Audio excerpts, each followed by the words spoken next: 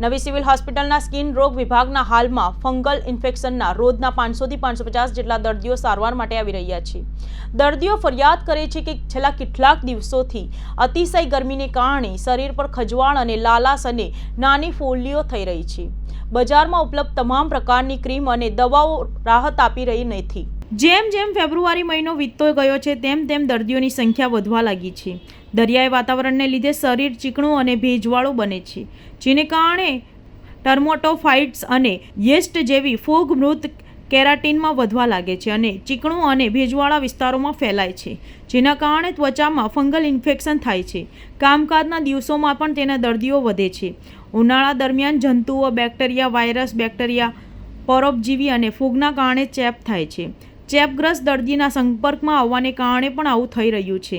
ઘણા પરિવારોમાં એક પછી એક વ્યક્તિ સાથે આવું થઈ રહ્યું છે। ઘણા એવા દર્દીઓ આવે છે કે જેમનો આખો પરિવાર તેમનાથી પ્રભાવિત થાય છે। ડૉક્ટરે કહ્યું કે તેની કોઈ કાયમી સારવાર નથી, પરંતુ સારવાર અને દવા બંધ થતાં જ ફરીથી પ્રભાવશાળી બની જાય છે।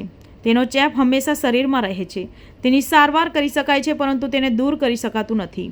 ઉનાળામાં ભેજવાળા વાતાવરણમાં ફૂગનો હુમલો વધે છે। આ કારણ એ છે કે આ દિવસોમાં મોટા પ્રમાણના લોકો ફંગલ ઇન્ફેક્શનનો શિકાર બન્યા છે।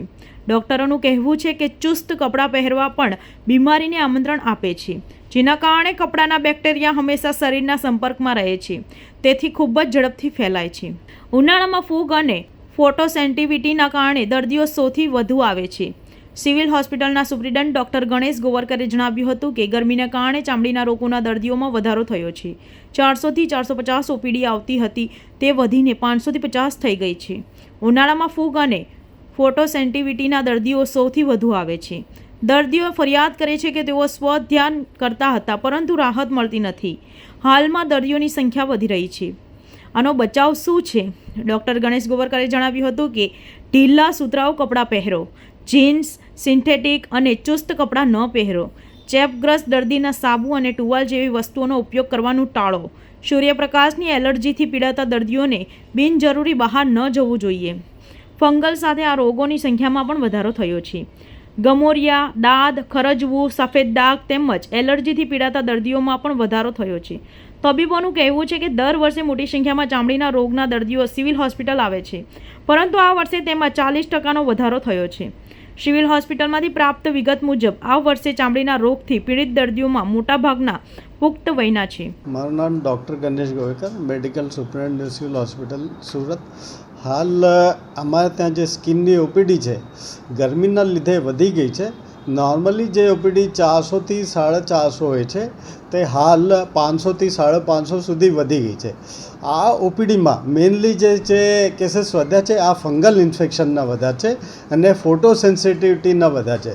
નોર્મલી જે ફંગલ ઇન્ફેક્શન 50 સુધી હોય છે, જે અત્યારે પરસેવાના લીધે 150 સુધી પહોંચી ગઈ છે અને ફોટોસેન્સિટિવિટી જે નોર્મલી શિયાળામાં 2 થી 3 હોય છે, જે અત્યારે 25 સુધી હોય છે। આ ગરમીના લીધે મેઇન વસ્તુ એ ધ્યાન રાખવાની છે કે પતલા કપડાં પહેરવાના છે અને જો પરસેવો એટલે વારંવાર કપડાં બદલી કાઢીએ, જેના લીધે આ ઇન્ફેક્શન ઓછું થઈ શકે છે। વધારેમાં વધારે બહાર નીકળવાનું, ગરમીમાં નીકળવાનું અવોઇડ કરે, જેથી બપોરે 11 થી 4 વાગ્યા સુધી જ્યાં સુધી જરૂરી ના ત્યાં સુધી ગરમીમાં ના નીકળે।